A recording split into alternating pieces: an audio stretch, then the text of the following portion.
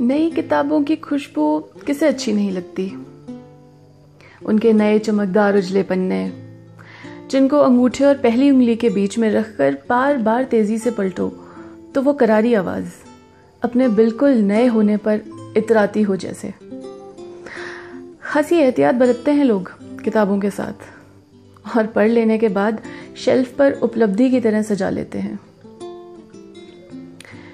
वो किताबें फिर वहीं कैद होकर रह जाती हैं ताउम्र, साफ सुथरी नई नवेली मगर कैद। मुझे तो घुमक्कड़ किताबें पसंद हैं और वो लोग भी जो बेपरवाह होकर पढ़ते हैं। एक बार पूरी हो जाने पर किताब को आज़ाद कर देते हैं एक नए सफ़र पर, अनजान लोगों के लिए। एक राज की बात बताती हूँ।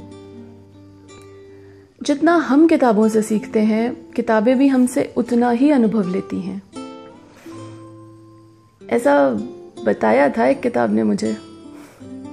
एक शाम जब हम हल्की बारिश में चाय पर मिले थे, उसने कहा था कि शुक्रिया यहाँ लाने के लिए।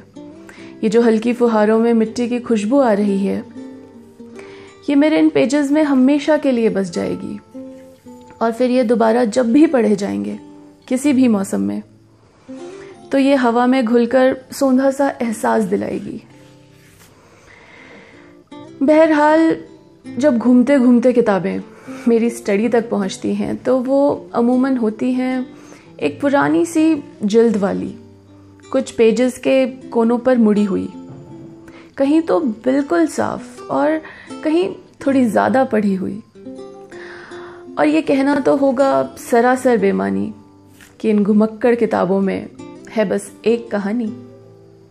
ज़रा गौर से झांकने में मिलती हैं इनमें कई बेहद दिलचस्प निशानी।